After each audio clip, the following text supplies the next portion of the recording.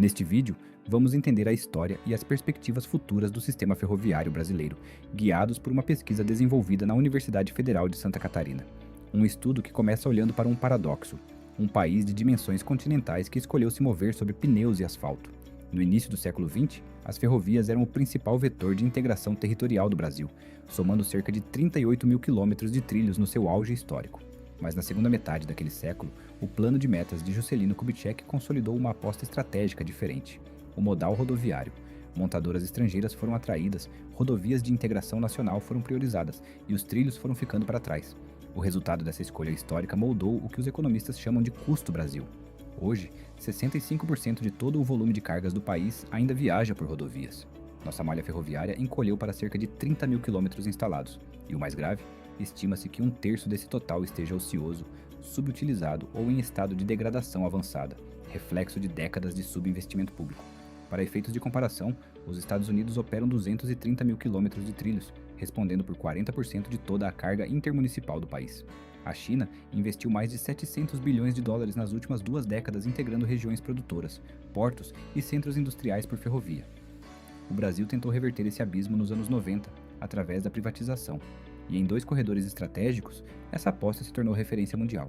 Assumidas pela Vale em 1997, a Estrada de Ferro Vitória a Minas e a Estrada de Ferro Carajás consolidaram-se como a espinha dorsal da balança comercial brasileira. A Vitória a Minas estende-se por 905 quilômetros, ligando o quadrilátero ferrífero de Minas Gerais ao Porto de Tubarão, no Espírito Santo. Sua frota operacional conta com 317 locomotivas e 12.123 vagões. Em 2023, movimentou 105,3 milhões de toneladas, 85,1 milhões de minério de ferro e 20,2 milhões de cargas gerais, incluindo produtos siderúrgicos e insumos agrícolas de terceiros. A Estrada de Ferro Carajás conecta a província mineral do Pará ao terminal marítimo de Ponta da Madeira, no Maranhão, ao longo de 979 quilômetros. Com mais de 24 mil vagões e cerca de 300 locomotivas, já superou a marca de 188 milhões de toneladas escoadas ao ano, consolidando-se entre as ferrovias de carga mais eficientes do planeta. O segredo dessa engrenagem não é apenas operacional, é estrutural. A Vale controla toda a cadeia logística, da mina ao porto, blindando sua operação contra a volatilidade dos fretes de terceiros. E os números provam que eficiência gera rentabilidade. Só no primeiro trimestre de 2026, a receita líquida de serviços da Carajás atingiu 1,66 bilhão de reais. No mesmo período, a Vitória a Minas gerou 1,37 bilhão, com um lucro operacional de 525 milhões de reais. O reflexo direto desse controle está na competitividade, enquanto o frete rodoviário médio no Brasil custa 43 centavos por tonelada quilômetro. A tarifa de referência da Vitória a Minas para o minério de ferro opera a uma parcela variável de apenas 7 centavos, uma vantagem de custo expressiva em rotas de longa distância com alto volume. Em escala física, uma única composição da Carajás com 330 vagões transporta 40 mil toneladas de uma só vez, o equivalente a retirar mais de 1.300 caminhões das estradas a cada viagem. Mas mover 40 mil toneladas com essa precisão não é consequência do acaso. É o resultado de uma arquitetura tecnológica construída ao longo de décadas. Operar composições de 330 vagões com 40 mil toneladas em segurança máxima exige o que a engenharia classifica como Ferrovia 4.0. Na Carajás, a Vale opera o maior programa de trens autônomos de carga do hemisfério ocidental. O sistema ATO, Autonomous Train Operation, utiliza tração distribuída por radiofrequência e frenagem controlada por computador, permitindo que composições gigantescas trafeguem em espaçamentos reduzidos sem necessidade de expansão física da malha.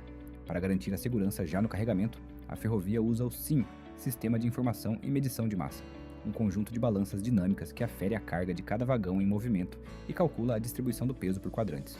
O resultado é que o trem sai do terminal dentro da margem exata de capacidade, mitigando drasticamente o risco de descarrilamentos ao longo da via. Na Vitória a Minas, a inteligência artificial assumiu a inspeção estrutural. Pórticos automatizados com leitura óptica analisam as condições de até 3 mil vagões por dia, identificando desgastes e falhas antes que qualquer problema se transforme em incidente.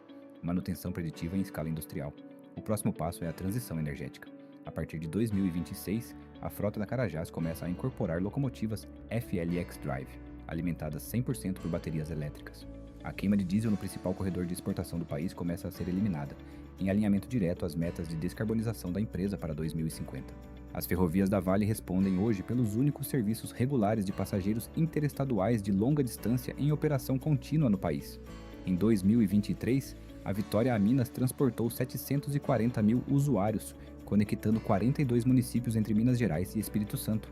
A Carajás atende outras 350 mil pessoas por ano, em 25 localidades entre São Luís e Parauapebas. Somados, são cerca de 1,1 milhão de brasileiros cuja mobilidade interurbana depende dos trilhos. O impacto financeiro dessa função social é direto. Na tabela vigente em 2026, a passagem completa ao longo de quase 1.000 quilômetros entre os dois extremos da Carajás custa R$ 100 na classe econômica e R$ 172 na executiva, valores acessíveis para comunidades sem nenhuma alternativa de transporte regular de longa distância. E a Vale vai além da movimentação de pessoas. A Caravana nos Trilhos é uma iniciativa que usa a própria ferrovia como plataforma para levar programas de saúde, educação e geração de renda a comunidades do Pará e do Maranhão sem acesso rodoviário regular. O trem como infraestrutura de cidadania. A presença histórica dos trilhos também age como motor de consolidação urbana. Cidades que cresceram ao redor das estações da Vitória a Minas exibem índices de desenvolvimento humano superiores aos de municípios similares sem acesso ferroviário na mesma região. Governador Valadares registra IDHM de 0,727, Colatina 0,746. Um reflexo de décadas de dinamismo territorial viabilizado pela logística. E esse compromisso tem certificação regulatória. A Vitória a Minas detém a maior nota do Brasil no Índice de Desempenho Ambiental da ANTT, 0,91. A Carajás ocupa o segundo lugar, com 0,82. As ferrovias mais produtivas do país são também as referências nacionais em sustentabilidade. Eficiência comprovada, tecnologia de ponta, impacto social mensurável. O modelo existe, a questão que fica é: o que acontece quando ele deixa de ser exceção e se torna regra? Imagine o Brasil de 2040, a semente plantada pela Lei 14.273 de 2021, o marco legal das ferrovias, germinou. O regime de autorização destravou o apetite privado. Ainda na década de 20, mais de 100 requerimentos de novos traçados haviam sido protocolados na ANTT. O corredor Ferrogrão, ligando Sinop a Miritituba em 933 quilômetros, integrou o centro-oeste ao corredor norte de exportação. Mas a verdadeira revolução superou o modelo tradicional focado nos corredores longitudinais que levam commodities do interior ao litoral. O Brasil construiu sua primeira grande malha elétrica transversal no sentido leste-oeste, conectando diretamente os polos produtivos e demográficos do centro-oeste, do sudeste e do norte. A engenharia escolhida para essa nova rede não foi o trem de alta velocidade europeu exclusivo para passageiros. Foi a importação dos parâmetros que a Vale já dominava: vias de bitola larga, sistemas de automação de tráfego e tração integralmente elétrica. Sob o conceito de multimodalidade integrada, vagões de insumos agrícolas e composições de passageiros passaram a compartilhar os trilhos em turnos operacionais distintos. Os impactos reconfiguraram a economia nacional. O escoamento transversal derrubou as tarifas de frete da indústria e do agronegócio, barateando o alimento na mesa do brasileiro. Na mobilidade, a nova malha passou a conectar rotas como Cuiabá a São Paulo com passagens até 60% mais baratas do que as linhas rodoviárias regulares, democratizando o acesso da população de baixa renda a universidades e centros médicos de excelência. Nas rodovias federais, o tráfego pesado de safra recuou. O pavimento deixou de absorver o peso excessivo dos caminhões, reduzindo os gastos bilionários com manutenção asfáltica pública. Os acidentes caíram.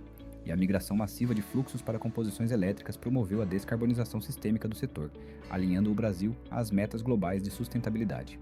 Esse futuro não depende de tecnologia que ainda não existe, não depende de gestão que o Brasil ainda não domina, depende de uma decisão. E essa decisão começa pelo reconhecimento do que já foi construído. No início deste estudo, apresentamos um país que escolheu se mover sobre pneus e asfalto. Uma escolha feita nos anos 50 que moldou décadas de dependência, custo e ineficiência. Mas o que os dados revelaram ao longo deste trabalho é que, enquanto o Brasil debatia seu problema logístico, a solução já operava dentro das suas próprias fronteiras. Uma ferrovia que move 40 mil toneladas por composição a quase 5 vezes menos do que custaria pelo modal rodoviário. Uma tecnologia de trens autônomos, manutenção preditiva e locomotivas elétricas que rivaliza com as maiores potências ferroviárias do mundo. E mais de 1,1 milhão de brasileiros que dependem desses trilhos, não para exportar minério, mas para chegar ao trabalho, ao hospital, à escola, em municípios que cresceram e prosperaram justamente porque o trem um dia passou por ali. Tudo isso já existe. Tudo isso já funciona. Tudo isso já gera retorno financeiro comprovado. O gargalo nunca foi tecnológico, nunca foi gerencial. Foi sempre uma questão de escala e de vontade política de expandir o que já foi dominado. Na década de 50, o Brasil fez uma escolha. Escolheu o asfalto. E por décadas, seguiu nessa direção sem olhar para os trilhos que ficaram para trás. Agora, pela primeira vez em muito tempo, os trilhos estão respondendo. A pergunta que este estudo deixa não é se o Brasil sabe construir ferrovias eficientes. A Vale já respondeu isso, quilômetro por quilômetro, tonelada por tonelada, há quase 30 anos. A pergunta é mais simples e mais urgente. O Brasil vai, finalmente, escolher os trilhos?